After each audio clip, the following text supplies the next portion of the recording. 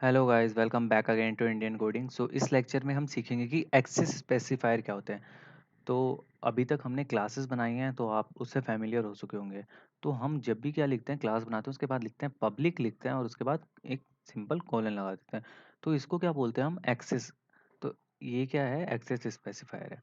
Access specifier क्या करता है? ये डिफाइन करता है हाउ द मेंबर्स, मेंबर का मतलब उसका एट्रीब्यूट हो गया या फिर मेथड हो गए क्लास के, वो कैसे एक्सेस किए जा सकते हैं। ठीक है, जैसे ये हमने जो एग्जांपल लिखा है, अगर हमारा एक्सेस स्पेसिफायर पब्लिक है मतलब क्लास के बाहर हम उसको एक्सेस कर सकते हैं, इसके जो भी वेरिएबल होंगे या फंक्शन होंगे उसको हम क्लास के बाहर एक्सेस कर सकते हैं। ठीक है, सी प्लस प्लस में तीन टाइप के एक्सेस स्पेसिफायर होते हैं। सबसे पहला होता है पब्लिक। पब्लिक में क्या होता है? Members are accessible from outside of the class, मतलब क्लास के बाहर भी क्या कर सकते हैं हम? मेंबर को एक्सेस कर सकते हैं। प्राइवेट क्या करता है? Members can not be accessed और viewed outside of the class, मतलब क्लास के अंदर ही हम जो कर सकते हैं, इस ब्लॉक के अंदर के ही हम जो भी करना चाहते हैं कर सकते हैं। इसके बाहर अगर आप चाहोगे कि मैं इस वाई को एक्सेस कर लूँ और इसको मॉडिफाई कर लूँ तो वो नहीं हो सकता। ठीक है, प्रोटेक्टेड क्या करता है? Members can not be accessed from outside the class, however they can be access in inherited class. तो अपन इनहेरिटेंस पढ़ेंगे तब आपको ये समझ में आ जाएगा अच्छे से। बट हम इसको एक्सेस तो नहीं कर सकते, बट जो भी क्लास दूसरी क्लास को इनहेरिट करके बनाई हुई है उसमें हम क्या कर सकते हैं? इसको एक्सेस कर सकते हैं। अब हम एक एग्जांपल की हेल्प से इसको समझ सकते हैं। तो देखो, सबसे पहले हमने क्या किया? माई क्लास बनाई, फिर पब्लिक नाम का एक पब्लिक हमने एक्सेस स्पेसिफायर डिफाइन किया, फिर एक हमने वेरिएबल बनाया एक्स नाम का। अब देखो, हमने एक ऑब्जेक्ट बना लिया। अब हम क्या कर रहे हैं?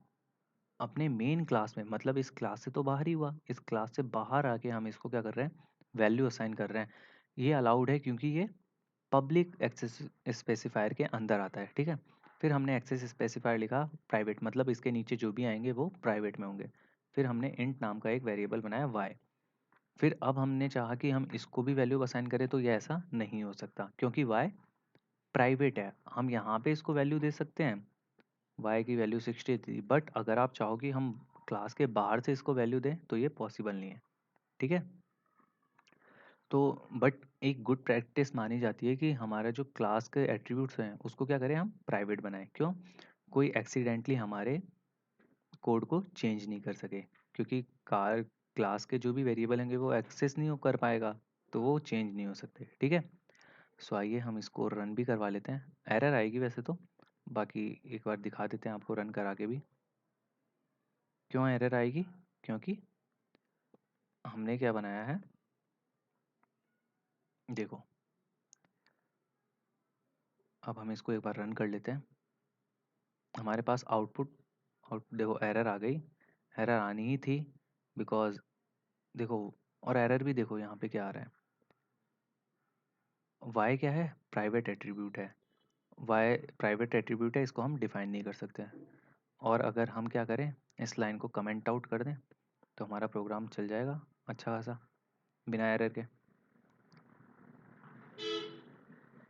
तो देखो, हमारा रन हो गया क्योंकि हमने कुछ प्रिंट नहीं करवाया था, इसलिए हमारा प्रिंट नहीं हुआ। अगर हम इसको यहीं पे सी आउट करा देते, सी आउट क्या करा देते, माई ऑब्जेक्ट डॉट एक्स को, माई ऑब्जेक्ट डॉट एक्स को, तो अब एक्स में क्योंकि वैल्यू आ गई है हमारे पास, तो ये क्या कर देगा? प्रिंट कर देगा। अब हमने इसको कंपाइल कर दिया। अब हमारे पास आ जाएगा 25 आउटपुट में। देखो गाइस, 25 आ गया। तो I hope guys you got all the point I have covered in this lecture. If you still have any query, then please put your doubt in the Q&A section. Thank you.